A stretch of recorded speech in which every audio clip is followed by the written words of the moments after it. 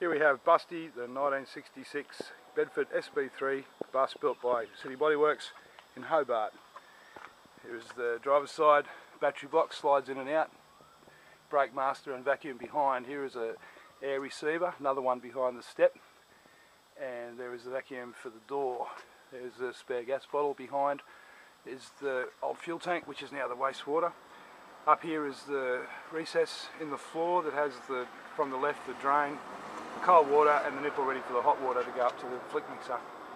Here is the pressure pump system with a valve out this side. There's also another one on the other side of the bus, amidships. There's the gas, another room for another bottle, which is on my barbecue. Here's the front of the 330 litre stainless tank. Here is a simple valve system that gives about 130 litres reserve, about 2 days water when you run out of water. Yeah, spare space behind. I was intending putting a hose reel there, but all manner of things can go. Here is just behind the rear wheel, 3.6 kilowatt Honda generator, rarely used. Here's one of the bins under the back with spares and parts and recovery equipment and so on. Around the back we go. Here's the split air conditioner power unit that's mounted on the ground. The hoses through the little flap that allows the bus to be locked up with the air conditioner landed out. The air conditioner head unit can then just go sit on the floor underneath the bed. Here is the other bin at the back that has tools and spares and hoses and sockets and jacks and the like. Just above, if you can notice, those 4 Tek screws on that panel. You can take that panel off from either side, and there's about a 80mm high storage slot that goes full width of the bus.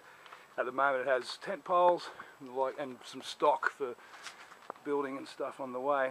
Well, there's a nice big space behind the gas tank. This is the rear gas tank. That's a 300 litre one. There are the 2 fillers. There's the front one. There's a water valve. The other one, there's a spare space behind the door. Inside we go, up the stairs. Yeah, there's kitchen drawers, and here's the stainless steel backing area that's drained. There's a slight downhill in that goes into the dual sink, and full-size Iron Chef gas cooker with a splashback and the stowage here. Perspex lid on this so the light comes through. Here we go towards the front. That pedestal and that one there behind, if we slew around past the dash, there's another one there, and there's one behind the seat. It's to hold this bed platform that's above. So while we're on the road, that just pins up there. As you can see, can you see? Yes, there's some space above. We tend to store foam mattresses and blankets. Up there's a destination box. They're empty of all the destination winders and stuff. So my daughter lives on this platform when it goes down, and she uses that area for her little wardrobe. Here is the control command centre. The little Chevrolet badge won't go to the bus. It's off my grandfather's first car. Right, here we go around the corner here. From behind the kitchen unit is electrical centre. There's the solar regulator. That's a True Charge 40 amp 5-stage charger. There's all the sort of main connections from the battery and the sub-circuits and thus. Down here is a 1500 watt inverter, which will run a 9-inch grinder, hence I haven't used the generator very much. Behind the curtain here is an isolator for the house battery supply, and under here, the engine compartment, the valve there is for the vacuum door. The engine lives under there. Here is the battery, and there's another isolator which joins the batteries together, or house battery to start circuit, or that battery, crank battery to start a circuit, so you never get trouble with flat batteries. The seat is a suspension seat that's adjustable. It's a beautiful thing.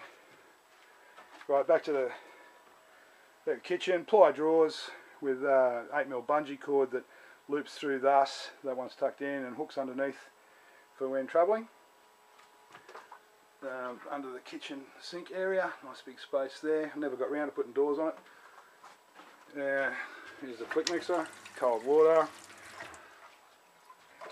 top here we have, that's above the kitchen, we have typical design. This 40mm uni-strut runs all the way down the side.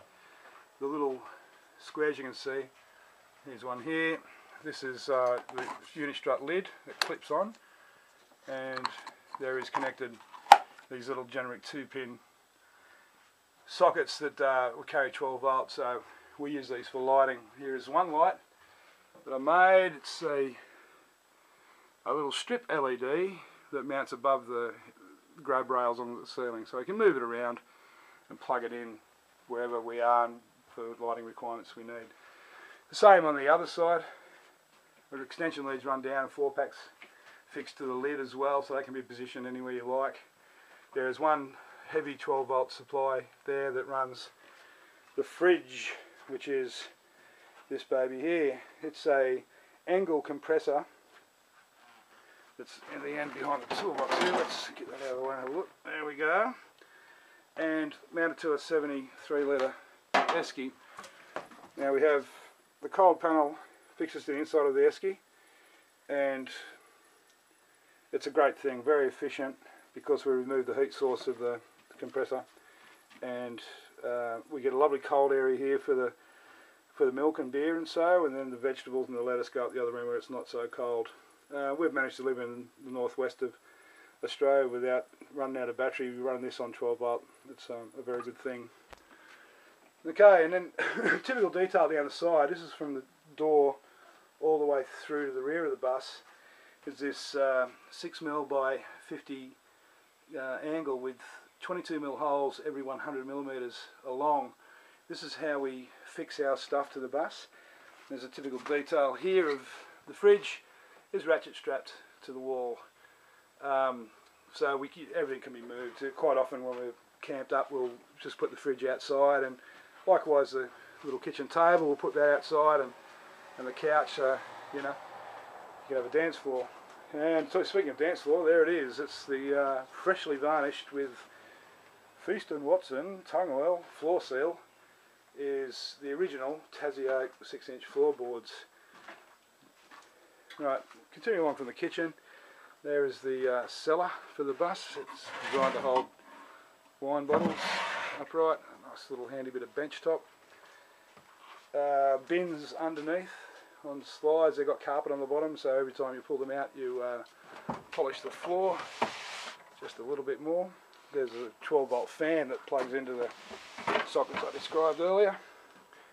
And try and get a panorama. Then there's more of the tyre rail that continues through to the rear. And here is the bed. It's a queen size bed on a frame with legs, thus, that are designed to come through and fit between the wheel arches. So the bed can move forward. Typically I've carried motorcycles and other band equipment stuff in the rear, so the bed can be moved around. And oh, there we go, you can just see that ratchet strapped again to the tyre rails. There's the rear of the bus. There's a head unit for the air conditioner. It can easily be removed. It's got on long hoses. I'm not a fan of air conditioning, but living in Karratha meant it was do or die with that. There's elasticated netting for general stowage, sheets or clothes or what have you. And up to the roof. The original lights that work off the cranking battery off the bus, they all work. They're a low voltage fluorescent system. And slewing around, here we go, looking towards the front. There's the roof hatch.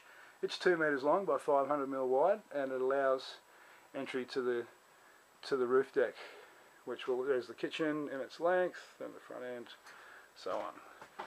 So up we go onto the roof.